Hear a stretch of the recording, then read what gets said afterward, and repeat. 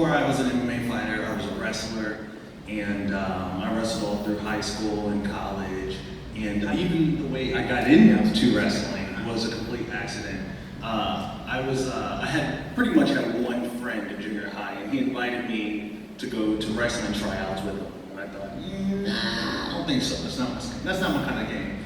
And he goes, well, you don't have to try out. Just come with me. I just need somebody there with me. I said, okay, I can do that. And so I went, and somehow the coach just roped me into trying wrestling, and I hated it, absolutely hated it. And I went home, it was a Wednesday night, I'll never forget it. I went home, and I was talking to my mom while she was making dinner, and she said, well, you know, it's Wednesday, just finished the week, you don't like it, you can quit. And I kid you, I forgot to quit on Monday. Like, I just forgot to quit.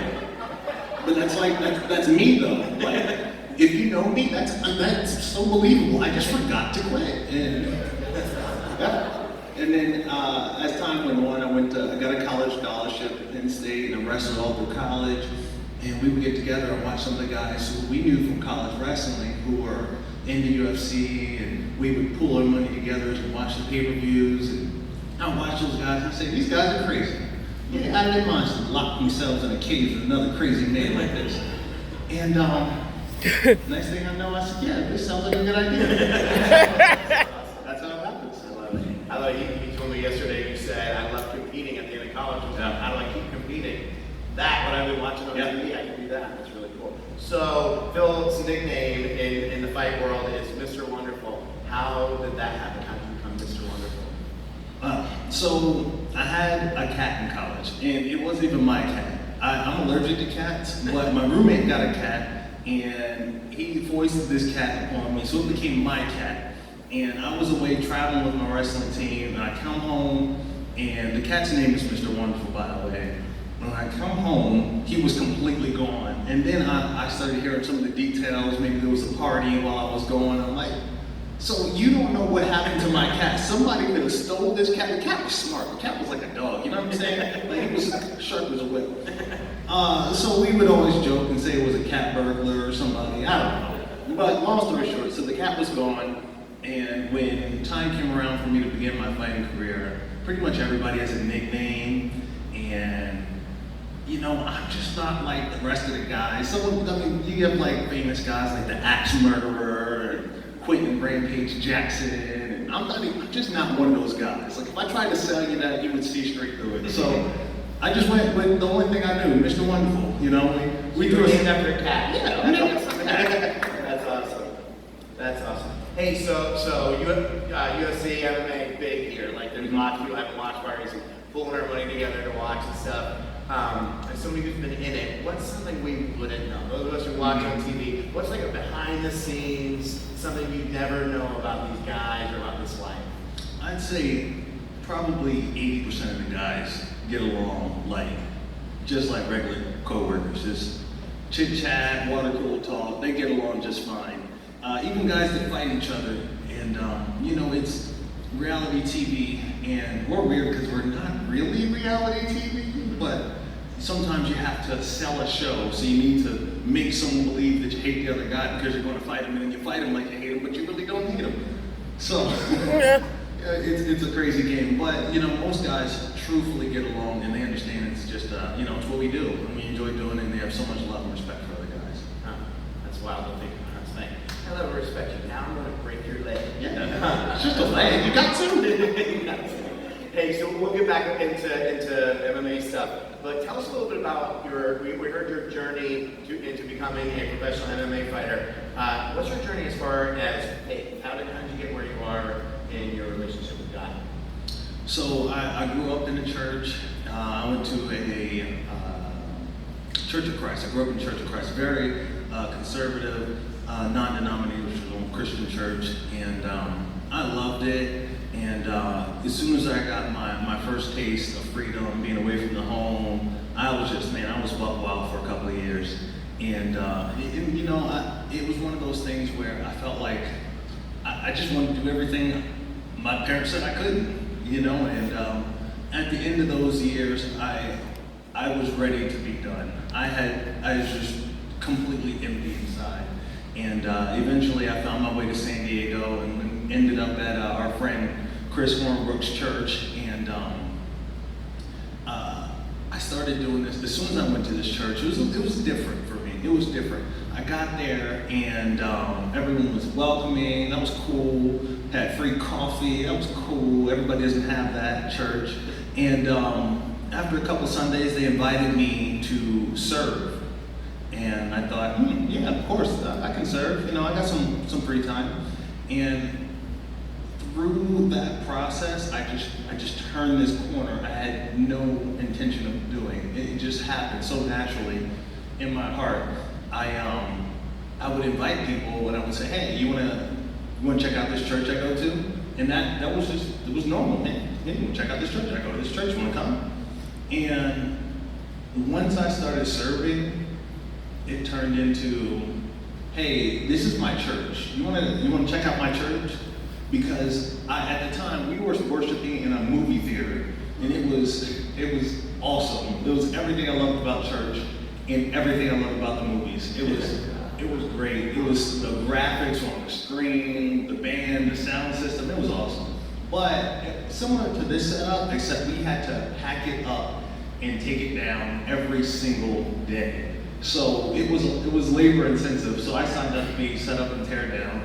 And I was a part of that, like just being involved in setting this up. I was like, this is fine. What time was set up? 6:45. That's what I've been part of this too. So you get up every Sunday too, or 6:45 to set. That's awesome. I'm getting up at 5:45. Right? Yeah. That's awesome. It was great. It was great. And you know what? I miss that now. I'm not part of the setup anymore. I do different stuff, but I miss that. It makes you feel so involved. What I love about that, just real quick, is you see a celebrity and athlete, you don't think you have a lot in common, but so many of us, the reason we first showed up here is because there was this emptiness inside. Exactly what you described. It's like, I'm missing something in life. I want to find it. Maybe it's God. Maybe it's available at church. And so we walk through these doors, and a lot of us have found that. And if you're like, man, I haven't found that yet. I don't even know how. We have something really great that we call Next Step. It happens every Sunday at 11:30, but very cool. We're offering it on Monday night starting next Monday. And so it's going to be at 7 o'clock. So if you go to Next Step and you couldn't come to the service, we will excuse you. We will pardon you missing service for a couple weeks to go to Next Step. And we talk about how do you find that relationship with God? How do you find that missing piece, that God piece that we've been missing? And love what you said about, there was one night, and we say this all the time, right? When I started serving, it went from being a church I went to being my church, so my ownership. Yep. And at Next Step, we also talk about, how do you do that? Like, some of you are like, I can't even imagine that I could volunteer in a church, but there are roles for everybody, and at Next Step, you would find out what some of those are. Going Next Step would be the greatest next step you can take. Next Monday, 7 o'clock, be here, it'd be awesome. All right, let's go back to fighting. So I asked earlier, this guy who impersonated you, so it was so awesome yesterday. So we had service yesterday, 2 services yesterday, and he saw us practicing that little skit, and I beforehand I said to him, I apologize, I probably should have gotten your permission, but we're kind of goofy and we're doing this thing, and he was like, that's all right, and then he watched it and he loved it and he videotaped it and he said, I'm going to put this on Instagram and I'm going to put, here's what you get if you order Philadelphia on Amazon. That's a great line. Oh man, I love it. So he told us about your training regimen, but I'm pretty sure he was just quoting Rocky movies. What is it actually like? So, how do you train? Is it a daily thing, a weekly thing? You get time off? What's it like? Oh yeah, it's a daily thing. It's my 9 to 5s. I like to wake up at 4 a.m. and get out and hike. I like to make that like my time with God, and just to walk, be alone. Half the time the sun's not even up yet, and I like to get out there, get to the top of the mountain before the sun comes up, and just wait and watch it. It is the most peaceful thing in my life. He lives in San Diego, so I bet you get some pretty good sunrise. We get some good ones too, but yeah, you guys get good ones. Yeah, we do. I don't know. We get all right. We get some sun. So yeah, that starts my day, and from there at at 10:30, we have what we call team training. We have about 35 to 45 professional fighters, and we all come together at 10:45 to 12:45. 10:30 to 12:30, and we train together. And then usually later on in the evening, I'll get a one-on-one or a lift or some cardio. So usually around 2 to 3 workouts a day. 2 or 3, and that's every day. Every day. Every day. So do you get ever a week off where it's like vacation, where like, I'm sure that part of your training is you're eating strict, like careful eating. Is there a week where you're like, I'm taking a week off and do whatever I want, or is that not part of it? Oh yeah, I take a month off. Okay. I take a month off. Yeah. How many times do you fight a year? I fight about twice a year. Okay. So yeah, that's about right. Twice a year, and I have 6 months in between. And immediately following a fight, I like to just relax. And leading up to a fight, I have so many. I make my training so rigorous that I miss a lot of the life things, the day-to-day goings on in my kids' lives, my wife's life, and all of my friends. And I like to catch up on all of those things. And food just happens to be part of everything we do as people. So I make sure I eat real good for that month. Okay, so I have to ask. So that month, you finally can eat whatever you want. You don't follow the strict diet. What do you eat? Like, what's the yes? I got my month off. I'm gonna eat. You know what? I think God sent down breakfast burritos just. I love it.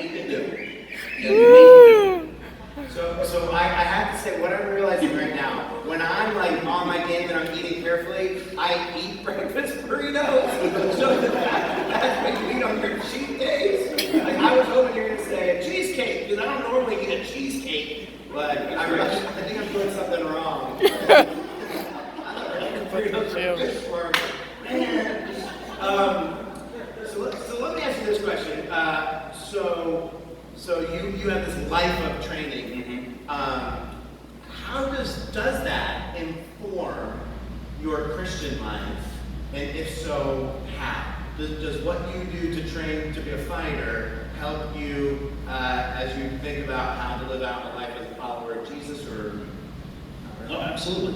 You know, I've heard that if you learn a second language, the third language or the fourth language becomes much easier. Now, I wouldn't know because I'm terrible at French and I'm terrible at Spanish, but I've heard that, and I feel like being good at wrestling and at mixed martial arts, I know what it takes to get to a place where I'm good or proficient, and it just takes daily commitment.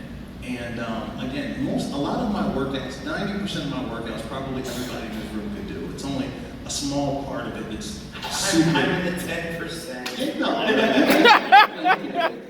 where's other Phil? He can do them. He does them all the time.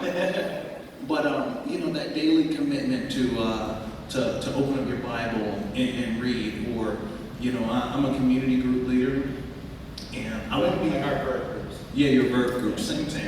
And I want to be a better group leader. And that doesn't necessarily mean you have to know the most about the Bible. I just want to be able to relate to everybody in my group. And most of my group is older than me. And it's just being able to relate to life experiences and talk with people and walk with people through their hurts, through their pains, through their life, and lift each other up. And it's just about, for me, it's reading books or watching podcasts or finding out what other pastors are doing, and just kind of like mimicking that and trying to refine my game as a leader. I love that. So I've been fortunate to write a couple of books. The first book I wrote was called I Became a Christian, and all I got was this lousy t-shirt. And the idea of the book is I've met a lot of people who become Christians. Like, I think they genuinely put their faith in Jesus, and then I'm quite sure never lived a Christian life a day of their life. Like, they became a Christian and then miss out on all of it. And I think a lot of it's that. It's like, well, I put my faith in Jesus and I'll go to heaven someday. But it's like, no, it's a daily thing. That's why I'm wondering about that. That, you know, in the same way, you have to live every day, and you have to, whatever else you have to do for your fight career, it's like there's things we do every day. Reading the Bible, praying. And so I love that. And again, last portion for next step. But in next step, we talk about what do you do every day and how do you do that. So man, go to next step. step we will, if some of this stuff is like, I wouldn't know what you mean, next step we'll help you with that. Love it that you're a group leader. So we know this, unless you're here for the first time, but for the last couple weeks we've been promoting groups because we do semester-based groups. Our groups start like today. So this week all the new groups are starting and they're semester long. They end first week of December. And so this is like the perfect time to sign up. You can sign up later, but you're gonna miss the first week or two of the group if you do. So tonight would be like kind of the last great night to sign up. Groups are like awesome, and I want you to tell us, why are you in a group? Like, why is that a part of your life? Oh, yeah, groups are, for me, they're essential. They're an essential part of church just because what we do here, we call it, church happens in, this part of church is in rows, and later on we meet in circles, and we say circles are greater than rows because that's when we really get to connect with each other. When he comes out, he speaks, we learn. That's one part of it. The other part is connecting with the rest of our community and sharing our hurt, sharing our pain, walking through life together. The more we talk to each other, we realize we have, we're all so similar. On the outside, we may be unique, but on the inside, we're all so similar.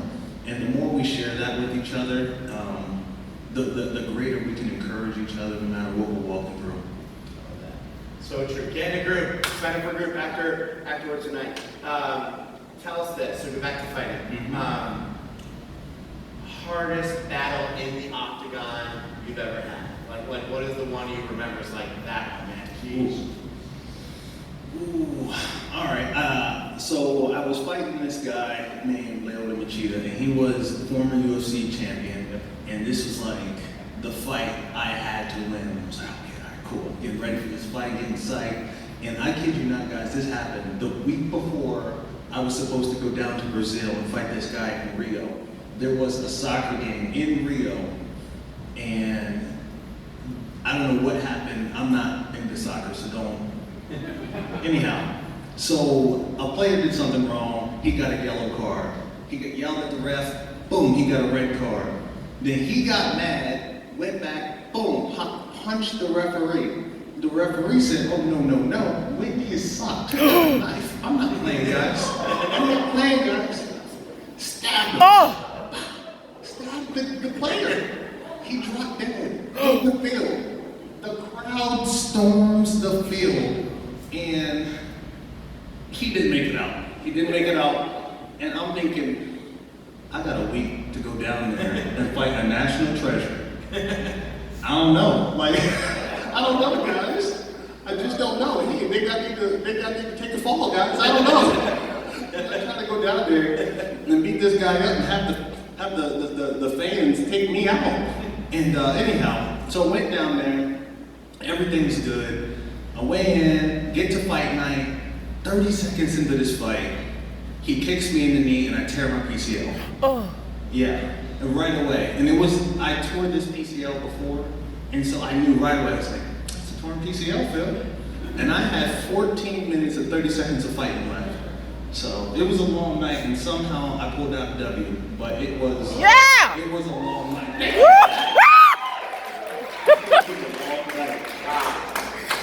I'm pretty sure I couldn't do that. Oh, Lord Jesus. So, last question. We're starting this series called Fight Club. And so the next 3 weeks, we're going to talk about 3 battles that really matter, and we are all facing battles. You are, I am. I know it's personal. I know you barely know any of us, but would you be willing to share one of the personal battles, not in the octagon, but in life, you had to fight, and maybe how God helped you with it? Or... Yeah, absolutely.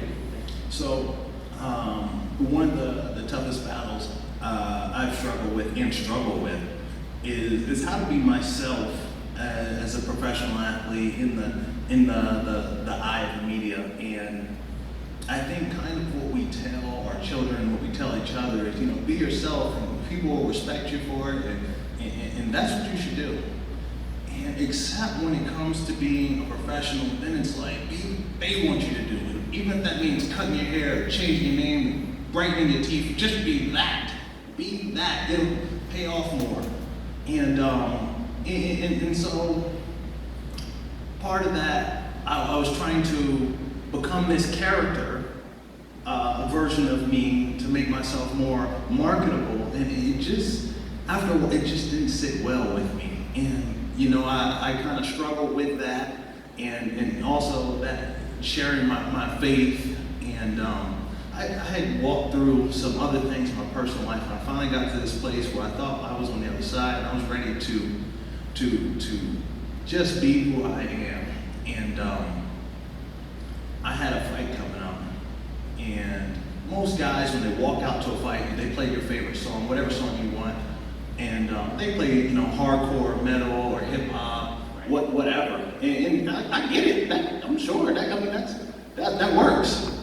And so just imagine that you're going to walk into that cage, and people ask me, what does that feel like? It feels like that scene in Gladiator where he's in that tunnel and he sees out into the Coliseum, there's a guy with like a mace and he's swinging it around, and there's like a crowd full there, and they're waiting to see blood. And that's what it feels like. It feels like you're gonna die.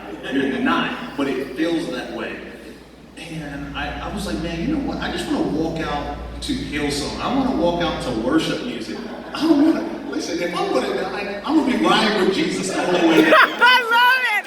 Amen. That's how I want to go. And man, that was like the beginning to really like. So do you do that? Do you walk out to Hillsong? Not every time, but I've done that 3 or 4 times now. Cool. So it's awesome. Cool. You never, it's such a wild thing. You never, watching, you know, UFC and stuff, you never realize that there's guys who are battling how to like live out that persona. Absolutely. And it relates to us, right? Like it's like, well, I'm not that, but it's like all of us have those images, and how do I try to be who people want me to be, or how do I be myself? How do I Yep. be my thing? So, thank you so much for doing this. When's your next fight? My next fight, October 20th.